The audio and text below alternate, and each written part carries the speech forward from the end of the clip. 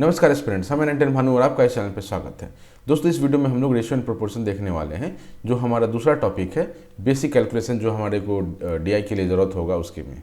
ठीक है, तो आइए शुरू करते हैं टॉपिक को बिना टाइम वेस्ट किए। तो आगे बढ़ने से पहले एक रिक्वेस्ट है, प्लीज़ लाइक, सब्सक्राइब और शेयर कीजिए, दोस्तों को भी बताइए। और जो भी मेंस लिख रहे हों या मैंने भविष्य में लिखने वाले हों या एक्सपेक्ट कर रहे हो कि हम 71 या 72 में देखेंगे, तो ये वीडियो बिल्कुल परफेक्ट है आपके लिए। बाकी जो 17वां एग्जाम दे रहे हैं, 17वां बीपीएससी का जो मेंस लिख रहे हैं, उनके लिए थोड़ा कम समय है, तो उस कम समय में जल्दी कोशिश करेंगे इसको ख़त्म करने का।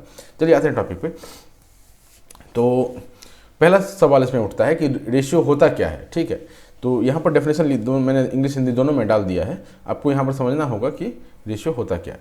तो पहले तो ये दो नंबर को कंपेयर करने के लिए यूज़ करते हैं, कंपेयर टू और मोर नंबर्स। ठीक है, मोर नंबर्स को अभी साइड रखिए, पहले हम लोग फोकस करते हैं दो नंबर पे। ठीक है, दो या अधिक संख्याओं की तुलना के लिए, दो या अधिक संख्याओं की तुलना जब हम करते हैं तब हम यूज़ करते हैं इसको। ठीक, it is use to indicate how big और स्मॉल अ क्वांटिटी, कितना बड़ा या छोटा क्वांटिटी है।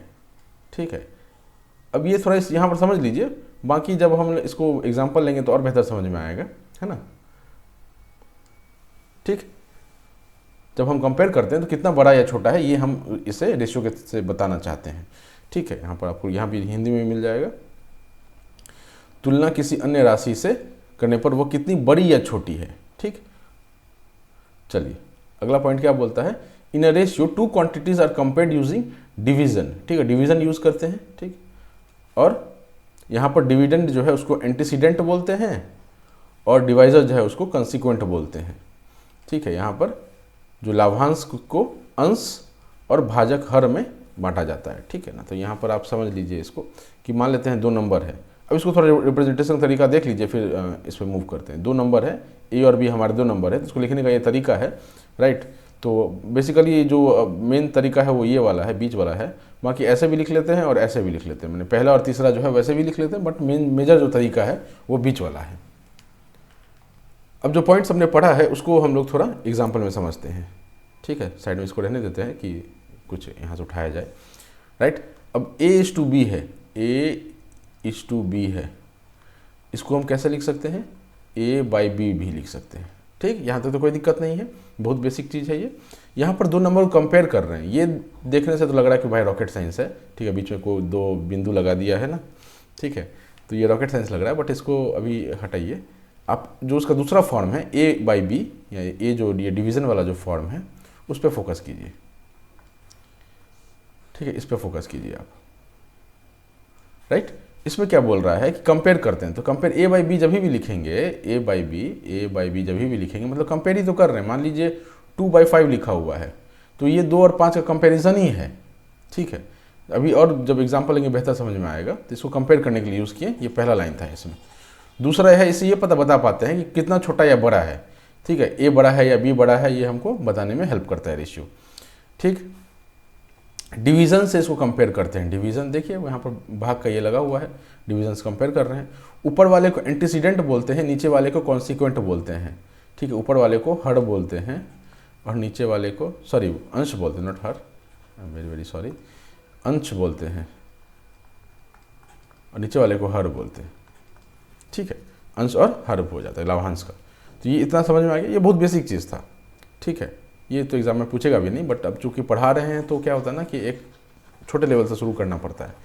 वो मान के चलते हैं कि अगर आपको आता है और किसी को नहीं आता हो तो उसके लिए लेक्चर बेकार हो जाएगा, राइट। तो ये थोड़ा बहुत बताना पड़ जाता है। अब यहाँ पर आपको ये गौर करना है कि A/B जो हमने लिखा, तो B क्या है, ये जो है 0 के बराबर नहीं हो सकता। चूँकि A/B है तो नीचे डिनोमिनेटर जो है, जो नीचे आपका हर होता है, हर कभी भी 0 नहीं हो सकता किसी डिवीज़न में। वो क्या हो जाएगा, अगर ये इक्वल टू 0 हो जाता है तो ये क्या हो जाता है, अनडिफाइंड हो जाता है। ठीक है, राइट, तो ये 0 नहीं हो सकता, इसको हम लोग 0, ये वाला चीज़ आप याद रखेंगे। यही अगला पॉइंट यहाँ पर लिखा हुआ है। The ratio defines the relationship जो है दो क्वांटिटी के बीच में बताता है, A/B, where B is not equal to 0। ठीक है ना, 0 के बराबर नहीं है, राइट। अब यहाँ पर कुछ पॉइंट्स हैं जो अपने को याद रखने हैं। दो पॉइंट है यहाँ पर जो मैंने यहाँ डाला हुआ है, इसको याद रखना है, राइट। पहला चीज़ ये है कि ratio should exist between the quantities of same kind. ठीक है, समान प्रकार की मात्राओं के बीच जो है वो तुलना होता है, राइट। कहने का ये मतलब है कि मान लीजिए अगर आप दो चीज़ों का ये कर रहे हैं, मान लीजिए दो लड़के हैं, वो 100 मीटर जो है दौड़ने का उसको कंपेयर करना है, तो क्या करेंगे हम लोग, दोनों सेम कैटेगरी का रखेंगे। अब ऐसा नहीं होता है कि एक लड़का एक लड़की को दौड़ा दीजिए और उनका कंपेयर कर दीजिए, ठीक है। कंपेयर करने के टाइम में दो सिमिलर टाइप का चीज़ होना चाहिए, राइट। अगर आप किसी वेट का ये कर रहे हैं, मान लीजिए कोई 10 kg का है, कोई बच्चा 10 kg का है, कोई बच्चा 8 kg का है, तो ये क्या है, वेट का तुलना हो रहा है, वजन का तुलना हो रहा है, तो सेम तरह का जो क्वांटिटी होना चाहिए दोनों साइड पर तुलना करने के लिए, ठीक है। While comparing two things the unit should be similar, और दोनों का जो इकाई है वो समान होना चाहिए, ठीक। दोनों का यूनिट, यही जो यूनिट की बात कर रहा हूँ मैं, केजी, या फिर हाइट का आप तुलना कर सकते हैं सेंटीमीटर्स में, फीट में, या किसी भी चीज़ का किलोमीटर स्पीड की तुलना कर सकते हैं, इंजन का कैपेसिटी का तुलना कर सकते हैं। जो भी तुलना करेंगे दोनों केसेस में यूनिट सेम होने चाहिए, ठीक है, तभी तो सिमिलर क्वांटिटी होगा, राइट। तो यहाँ से ये रेशियो का डेफिनेशन बनता है, ठीक है। अब क्या होता है कि जब आप आगे बढ़ते, ये बहुत बेसिक चीज़ें थी, जब आप आगे बढ़ते हैं तो ये क्या करते हैं ना कि ये जो दो पॉइंट है इनको ये भूल जाते हैं, है ना, और बोल देते हैं कि जहाँ भी डिवीज़न हो रहा है उसको बोल देते हैं कि ये रेशियो में है। लाइक हमने अभी पढ़ा कि दोनों दो चीज़ों का जब कंपेयर करेंगे तब उसका यूनिट सिमिलर होना चाहिए, ठीक है। तो 108 किलोमीटर है, किलोमीटर है, अरे यार 108 किलोमीटर है, मान लीजिए 2 घंटे में कोई ट्रैवल करता है, ठीक। तो 108 किलोमीटर, अब इसकी तुलना तो नहीं हो सकती। क्यों नहीं हो सकती? क्योंकि ये सिमिलर चीज़ नहीं है, किलोमीटर में है, यहाँ आवर में है, इसकी तुलना तो नहीं हो सकती। लेकिन रेशियो वही है जो अभी हमने पढ़ा, वो एक्चुअल डेफिनेशन है। लेकिन अब क्या हो गया कि थोड़ा भटक गए हैं लोग, है ना, मतलब ओवरऑल पूरा कम्युनिटी भटक गया है। और वो क्या बोलता है कि स्पीड जो है वो रेशियो है, इस रेशियो अनुपात, किस चीज़ के स्पीड अनुपात है? डिस्टेंस का, दूरी का, और समय का, टाइम का, ठीक है। इससे ये पता चलता है कि 108 किलोमीटर बाय 2 आवर अगर लिख देते हैं तो ये हो जाएगा 54 किलोमीटर पर आवर, ये स्पीड आ गया, ठीक है। तो जहां भी डिवीजन यूज किया ना वहां वो रेशियो वर्ड इंटरचेंजेबली यूज कर लेते हैं, राइट। कि ये सब बोल देंगे आपको कि स्पीड क्या है, डिस्टेंस और टाइम का रेशियो है, अनुपात है, ठीक है, दूरी और समय का अनुपात है स्पीड। तो यहाँ पर ये डेफिनेशन तो फेल हो गया जो कंडीशंस हमने पढ़े थे, बट ये भी सही है, गलत नहीं है, क्योंकि अब सब इसको मान्यता दे रहे हैं या पढ़ रहे हैं या इस तरह से बोल रहे हैं। तो ये इतनी झूठ को इतनी बार बोलोगे वो सच लगने लग जाए। तो वही बात है यहाँ पर कि ये एक्चुअल डेफिनेशन से वैरी करता है, बट ये सही है, ठीक है। तो ऐसा कभी देख लेंगे तो ये नहीं बोलेंगे कि भाई ऐसे रेशियो हो ही नहीं सकता, ठीक है। तो इसको ध्यान रखेंगे। नेक्स्ट जो टॉपिक आता है इसमें वो आता है प्रोपोर्शन। रेशियो हमने देख लिया, अनुपात देख लिया, अब सह अनुपात पे चलते हैं, ठीक है। सह अनुपात, समान अनुपात, जो भी हो, ठीक है। प्रोपोर्शन इज इक्वेशन, ये क्या है, इक्वेशन है, ठीक है, समीकरण है, ठीक है। That defines that two given ratios are equivalent to each other, जो परिभाषित करता है कि दिए गए दो अनुपात जो हैं एक दूसरे के बराबर हैं, ठीक है। इसको आप थोड़ा यहाँ पर देखिए, इसको लिखने का तरीका जो है वो ये है ना, या फिर ये है। अब इसी को हम लोग थोड़ा एलैबोरेट करेंगे, मतलब इसको थोड़ा हम लोग बढ़ा के देखेंगे। यहाँ पर क्या बोला गया है कि ये एक इक्वेशन है। इक्वेशन कहने का मतलब इसको ऐसे बोलते हैं, A is to B as to C is to D, ठीक है। ए इज टू बी, इसको क्या बोलते हैं, इज टू पढ़ते हैं, इज टू, और इसको क्या पढ़ते हैं जो 4 वाला है, एस टू, ठीक है, इज टू और एस टू। तो A is to B, as to, C is to D, ऐसा बोले। अब हिंदी में इसको एग्जैक्टली क्या बोलते हैं वो हमारे हिंदी माध्यम के जो छात्र होंगे, जो एस्पिरेंट है, उनको पता होगा। और इसको दूसरी तरीके से कैसे लिख सकते हैं? अब इसको तो हमने देख लिया लिखने का तरीका, ए बाई बी, इसको भी देख लिया, मतलब सिमिलरली है, सी बाई डी। इसको क्या करते हैं, इसको लिखने का तरीका है इक्वल टू लिख लेते हैं। तो कहने का ये मतलब है कि ये वाला चीज़ और ये वाला चीज़ दो अगर रेशियो इक्वल हो जाए तो उनको हम लोग प्रोपोर्शन में बोलते हैं, उनको हम समान अनुपात पे बोलते हैं। किसको समान अनुपात पे बोलते हैं? दो हमारा जो रेशियो है, दो हमारा जो डिवीज़न है, ठीक है, वो अगर एक जैसा हो तो उसको हम लोग समान अनुपात बोलते हैं, ठीक। अभी देखें एग्जाम्पल और बेहतर क्लियर होगा। In other words the proportion states equality of two fractions, ठीक है। दो भिन्न या अनुपातों की समानता को बताता है प्रोपोर्शन, ठीक है। प्रोपोर्शन मतलब समानुपात। In proportion if two sets of given numbers are increasing और decreasing in same ratio then the ratio said to be directly proportional, ठीक है। तो प्रोपोर्शन हमने समझ लिया कि एक साइड रेशियो है, दूसरी साइड भी रेशियो है, अगर वो दोनों रेशियो इक्वल है, तो वो दोनों ये जो आपका अनुपात है इक्वल है, तो उसको समान अनुपात बोल लेते हैं, ठीक है, राइट। इतना आपको क्लियर है। अब मान लीजिए कि एक रेशियो जो है वो कांस्टेंट है, ए बाई बी जो है ये क्या है, रुका हुआ है, और ये जो है बढ़ते जा रहा है, लेकिन इक्वलिटी बनी हुई है, ठीक है। मतलब अभी देखेंगे एग्जांपल। तो अब एक साइड ये कांस्टेंट बैठा हुआ है, दूसरी साइड जो है वो बढ़ता जा रहा है, तो उस केस में क्या होता है कि, और लेकिन जब वो डिवाइड करते हैं तो फिर वो उसी के बराबर हो जाता है, तो उस केस में क्या बोलते हैं, उसको हम लोग डायरेक्टली प्रोपोर्शनल बोल देते हैं। अनुपात में यदि दी गई संख्याओं के दो सेट समान अनुपात में बढ़ रहे हैं या घट रहे हैं, तो अनुपातों को एक दूसरे के प्रत्यक्ष अनुपातिक कहा जाता है, ठीक है, डायरेक्टली प्रोपोर्शनल कहा जाता है। इसको समझते हैं एग्जाम्पल लेकर के। मान लेते हैं, छोटा सा एग्जाम्पल रखिए, ए बाई बी जो है इक्वल्स टू 2/5 है, ठीक। सी बाई डी जो है वो क्या है, 4/10 है। अब देखिए, गौर कीजिए, A by B equals to C by D बैठ रहा है ना, ये अनुपात में है, अनुपात और समान अनुपात दोनों में बैठ रहा है, ठीक।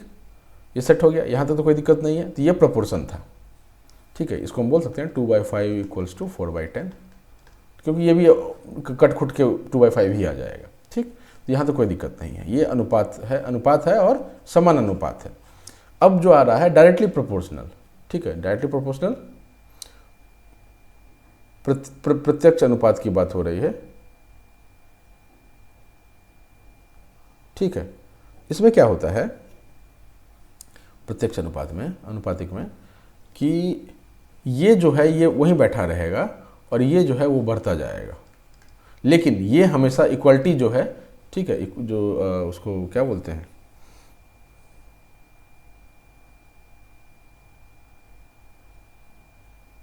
समीकरण जो है वो मेंटेन्ड है, ठीक है, इक्वालिटी इक्वेशन जो है वो मेंटेन्ड है। तो उसका एक एग्जांपल लेते हैं। तो ए बाई बी तो हमको पता है, सी बाई डी मान लीजिए 4/, ये है, या फिर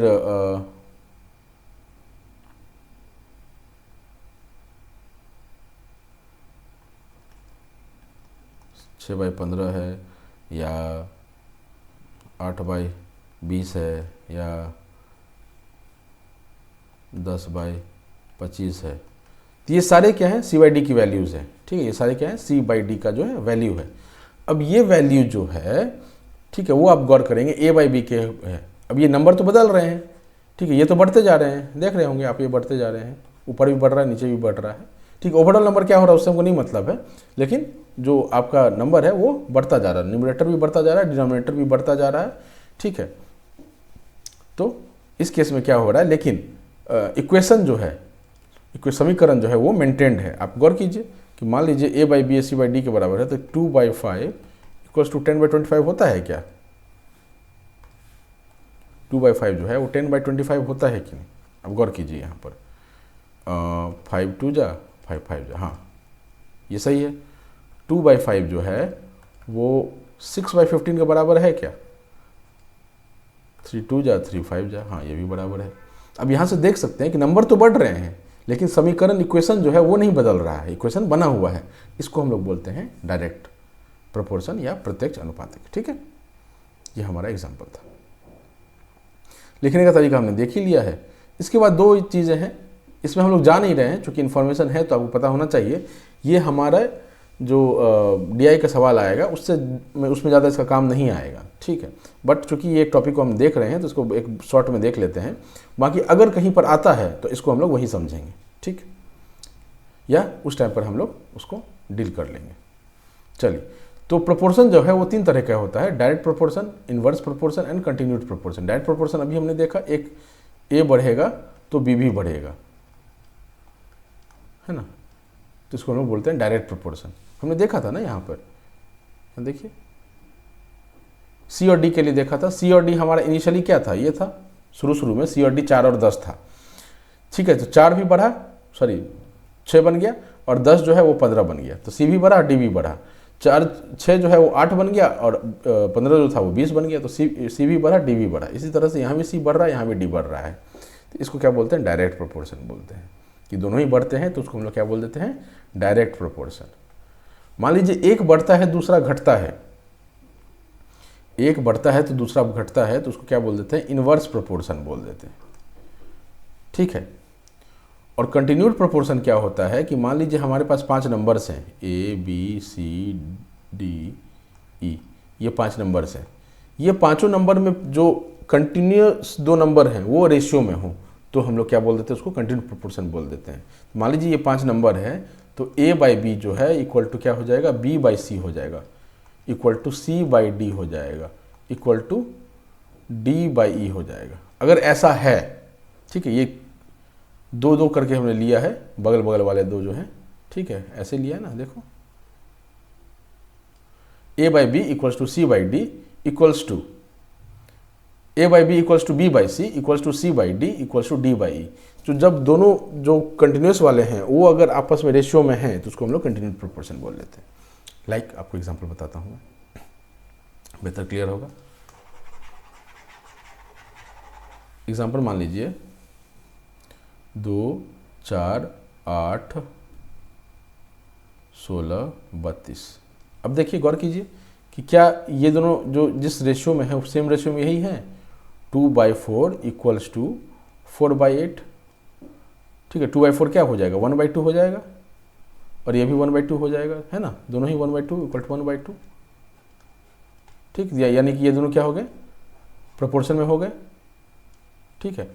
अब और देखिए 4/8 इक्वल्स टू 8/16, यहाँ भी आप गौर कर सकते हैं कि ये भी 1/2 के बराबर आएगा, तो ये दोनों ही इक्वेशन में है, समीकरण में है दोनों, ठीक है।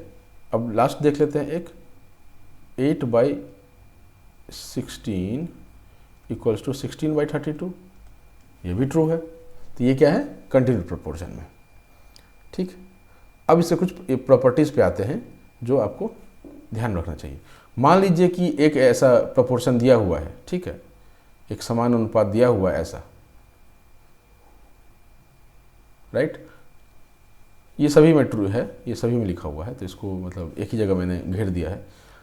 अगर ऐसा लिखा हुआ है, अगर ये चीज़ आपको पता है कि ये ट्रू है या ऐसा लिखा हुआ है, इन दैट केस ये जो है इसके बराबर हो जाता है। कहने का ये मतलब है कि A by B equals to C by D अगर आपको पता है, तो this is equals to A plus C upon B plus D, ठीक है, ये इसके बराबर होगा।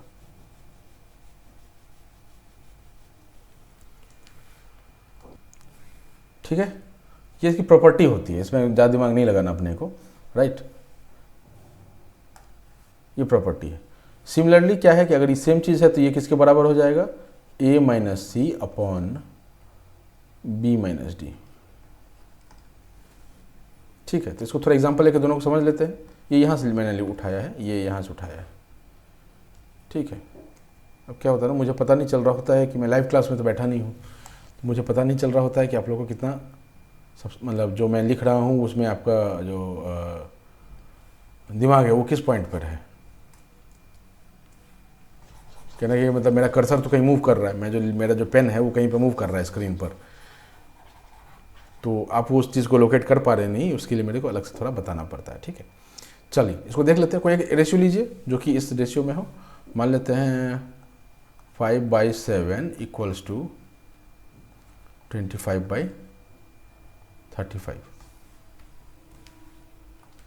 ठीक है। तो ये क्या है? प्रोपोर्शन में देख सकते हैं, 5/5 या 25, 5/7 या 35, है ना, प्रोपोर्शन में दोनों इक्वल हैं।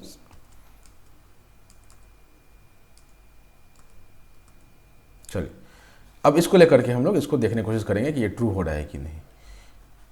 तो पहला वाला केस क्या था? a प्लस सी, ये a है, ये c है, ये b है, ये d है ना, इसको ध्यान में रखेंगे और देखते हैं प्रॉपर्टी ट्रू होता है कि नहीं। a by B equals to C by D equals to a plus C sorry, तो ये क्या हो जाएगा? 30 हो जाएगा। ये क्या हो जाएगा? ये 42 हो जाएगा।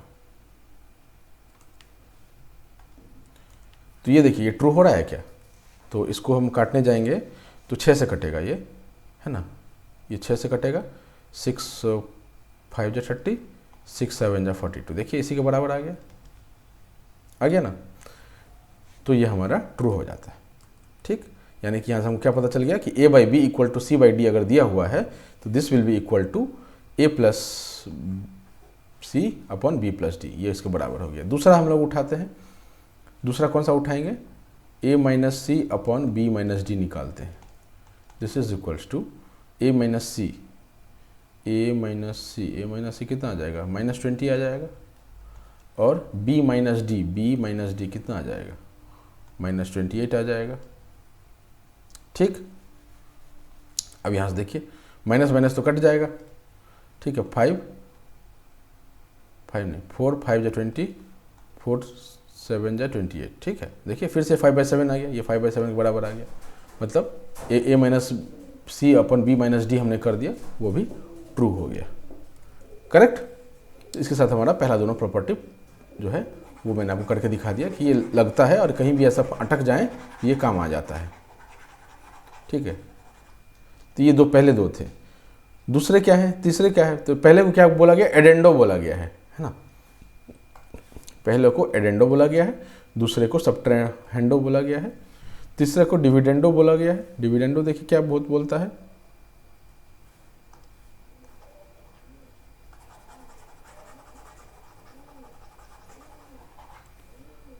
डिविडेंडो में बोला है कि ये ऐसा एक लाइन में घचपच जैसा लग रहा है, मैं इसको लिख देता हूँ अलग से, a माइनस बी, अगर वो चीज़ ट्रू है, ये पहले ये वाला तो अपने को ध्यान रखना ही है कि ये ट्रू है ना, ये हमको पता है एक्चुअली, उसमें कोई इफ एंड बट नहीं होना चाहिए, वो वहाँ अगर इफ एंड बट हो गया फिर तो ये प्रॉपर्टी लगेगा ही नहीं ना, equals to C minus D upon D, ठीक है। तो इसको आप करके देखिए, ये प्रॉपर्टी आपका लगेगा, तो ये इसको रिप्रेजेंट कर रहा है ना, a minus B upon B equals to C minus D upon D, ठीक है।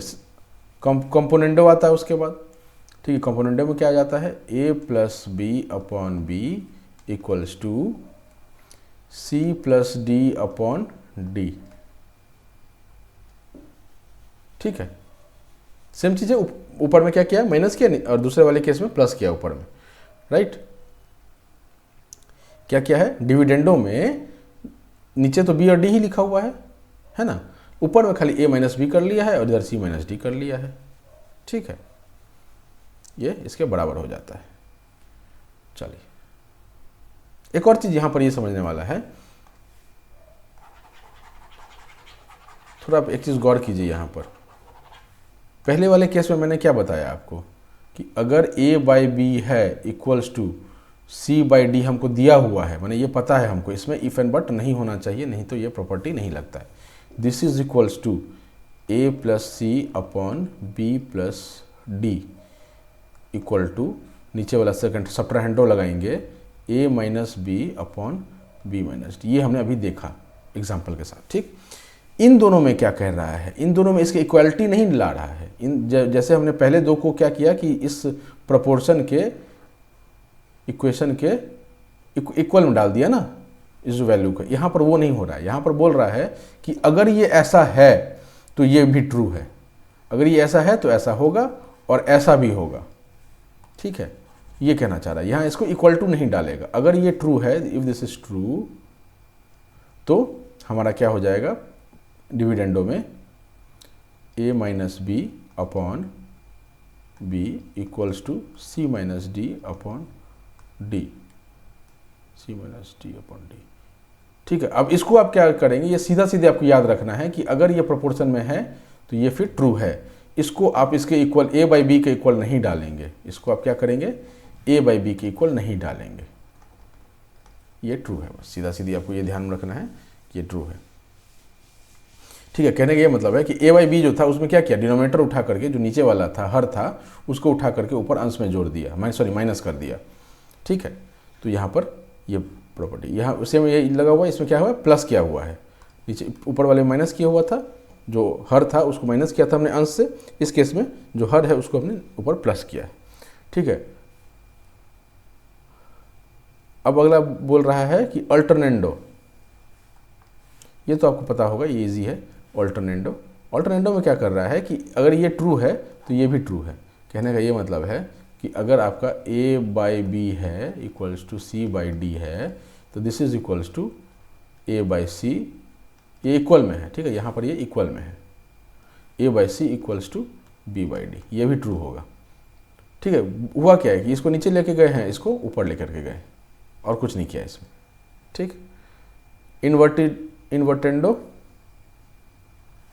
इसमें क्या कर देंगे, ऊपर का नीचे, नीचे का ऊपर कर देंगे, है ना, b by as D by C कर देंगे इसमें। इसको क्या कर देंगे, अगर ये ट्रू था तो b by A equals to D by C. ठीक है, ये इसको उलट दिया बस, इसमें कुछ नहीं था। इसमें क्या किया था, स्वैप किया था पहले वाले में, और अभी वाले में क्या किया, उलट दिया उसको, तो ये भी ट्रू है ना। आप इसको ऐसे देख सकते हैं,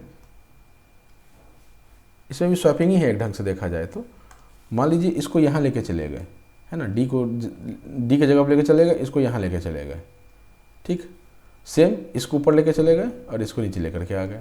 तो आप देखिए कि ए नीचे चला गया तो ए नीचे है, बी ऊपर चला गया तो बी ऊपर है, डी जो है ऊपर चला गया तो डी ऊपर है, और सी जो है नीचे चला गया तो सी नीचे है। तो यहाँ भी डबल कह सकते हैं, डबल क्रॉस कर रहे हैं आप। ठीक है, इससे पहले वाले में सिंगल क्रॉस कर रहे थे, इसमें आप डबल क्रॉस कर रहे हैं, दोनों ही ट्रू है। और लास्ट आता है कंपोनेंडो एंड डिविडेंडो। कंपोनेंडो और डिविडेंडो क्या होता है कि पहला ये जो हमने पढ़ा था डिविडेंडो एंड कंपोनेंडो, ये पढ़ा था ना, ये अभी इसको क्या किया, मिक्स कर दिया इसमें, और ये सीधा लग गया। तो अगर ये अगर ट्रू है, मतलब ये अगर प्रोपोर्शन में है, तो a plus B upon a minus B equals to c plus D upon c minus D, ये भी ट्रू हो जाता है ना। ये कहाँ काम आता है, कई जगहों पर ऐसा होता है रेशियो एंड प्रोपोर्शन के, जब आप सवाल कर रहे होंगे तो कई जगहों पर आता है कि एक जगह आके रेशियो जो है वो अटक जाता है, वो आगे सॉल्व ही नहीं होता है। ठीक है, आपसे बोला गया है कि उसको मिनिमम टर्म्स में लेकर के आओ, या कुछ ऐसा सवाल दिया हुआ है, लेकिन आपसे वो सॉल्व ही नहीं होगा, क्योंकि एक जगह के बाद वो आपको कोई फैक्टर्स ही नहीं मिलेंगे कि हम उसको कैंसिल आउट कर सकें, ठीक है, या उसको रिड्यूस कर सकें। इन दैट केस यहाँ पर जो आपका कंपोनेंडो डिविडेंडो जो सबसे बोरिंग पार्ट था यहाँ का, वो काम आ जाता है। ठीक है, तो ये क्या बोलते हैं उसको, एक ऐसा बाण है जो आपका कुछ ना कोई बाण नहीं लग रहा हो, तो इसको निकालिए, मंत्र वंत्र पढ़िए, और ये आपको भेद देगा, आपके उस सवाल को भेदता चला जाएगा। ठीक है, चलिए, तो इसी के साथ हमारा थ्योरी पार्ट खत्म हो जाता है। एग्जाम्पल देख लें, 27 मिनट ऑलरेडी हो गया है, तो इसको हम लोग यहीं स्टॉप कर देते हैं। हम लोग नेक्स्ट वीडियो में सिर्फ एग्जाम्पल इसका देख लेंगे। ठीक है, नहीं, क्योंकि अब एग्जाम्पल बताने जाऊँगा तो फिर मैं चाहे तो मैं जल्दी खींचूँगा, और जल्दी नहीं खींचूँगा तो फिर आपको मतलब धीरे ले जाएंगे तो वीडियो बहुत बड़ा हो जाएगा। बड़ा वीडियो तो मुझे खुद ही नहीं पसंद है, तो मैं आपको कैसे बोलूँ देखने के लिए। चलिए, thank you, Tata, all the best.